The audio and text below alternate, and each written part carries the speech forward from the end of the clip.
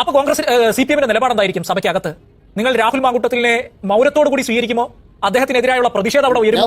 എങ്ങനെയായിരിക്കും നിങ്ങളുടെ നിലപാടെന്ന് അറിയാൻ വേണ്ടിയാ. ഞാൻ ഒന്ന് പറയട്ടെ, ബഹുമാനപ്പെട്ട രാഹുൽ അങ്ങോട്ട് വരരുത് കേട്ടോ. രാഹുൽ മാറി നിന്നാലും ഞങ്ങളങ്ങ് പൂശിക്കളയാം. അങ്ങനെ രാഹുൽ മാറി നിന്നിട്ട് ഞങ്ങളെ പൂശാനില്ല. ആ പൂതി വേണ്ട. അത് വഴിയേ അറിഞ്ഞോളൂ. ഇവിടെ കഴിഞ്ഞ കുറെ നേരമായി സംസാരിച്ചിട്ടും CPM-ന്റെ പ്രതിനിധിക്ക് ഈ റാഷിദ് ചോദിച്ച ചോദ്യത്തിന് മറുപടി പറയാൻ കഴിഞ്ഞില്ല. അത് ശ്രദ്ധിച്ചോ? അതിന് മറുപടി പറയാൻ അദ്ദേഹത്തിന് കഴിയില്ല. കാരണം എന്താ? ചാർജ് ഷീറ്റുള്ള ബലാത്സംഗ കേസിൽ പ്രതിയായിട്ടുള്ള ഇവരുടെ MLA-യും മന്ത്രിയും ഒക്കെ അവിടെ ഇരിക്കുകയാണ്. മുകേഷിന്റെ കാര്യത്തിൽ ഒരു നിലപാടെടുക്കാൻ CPM-ന് ധൈര്യമുണ്ടോ എന്നുള്ളതാണ് എന്റെ ചോദ്യം. ശശീന്ദ്രന്റെ കാര്യത്തിൽ അങ്ങനെ ഒരു നിലപാട് നിങ്ങൾ എടുത്തിരുന്നോ?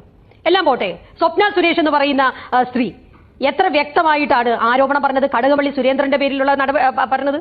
ഈ കടകംപള്ളി സുരേന്ദ്രൻ മന്ത്രിയായിരിക്കെ ഒരു സ്ത്രീയോട് സംസാരിക്കുന്ന വോയിസ് നോട്ട് നമ്മൾ ഈ കേരളം മുഴുവൻ കേട്ടതല്ലേ? എന്താ പറഞ്ഞത്? എത്രയും പെട്ടെന്ന് വരണം, നമ്മൾ ഈ പറയുന്നതൊന്നും പുറത്തൊന്നും അറിയരുത്, മഴയാണെങ്കിൽ മഴക്കോട്ടിട്ട് വരണം. അങ്ങനെ പറഞ്ഞ അറയ്ക്കുന്ന രീതിയിലുള്ള സംസാരങ്ങൾ സംസാരിച്ച നിങ്ങളുടെ നേതാക്കന്മാർ ഇപ്പോഴും ഉണ്ടല്ലോ. അവരൊക്കെ ഇപ്പോഴും വലിയ വലിയ പോസ്റ്റുകളിൽ ഇരിക്കുകയാണല്ലോ. എന്തെന്നും അത് ഈ പറയുന്നല്ലോ, ഈ കേസലാകെ കുഴഞ്ഞു പറയുന്ന പോലെ ഉണ്ടല്ലോ. കൂടെ ഉണ്ടായിരുന്ന ഡിവൈഎഫ്ഐക്കാരിയെ ക്രൂരമായി പീഡിപ്പിച്ചിട്ട് അതിന്റെ തീവ്രത അളന്ന നിങ്ങളുടെ നേതാക്കന്മാരുണ്ടല്ലോ, ബാലനും ശ്രീമതി ടീച്ചറൊക്കെ. ആ തീവ്രത അളഞ്ഞിട്ട് ഒരു കമ്മീഷൻ വെച്ചിട്ട് ആ കമ്മീഷനൊക്കെ ആ റിപ്പോർട്ടൊക്കെ എവിടെയാ കൊണ്ടുപോയത്? ആ പാവം പെൺകുട്ടി ഇപ്പൊ എവിടെയുണ്ട്? PK ശശി ഇപ്പൊ KTDC-യുടെ ചെയർമാനാണ്.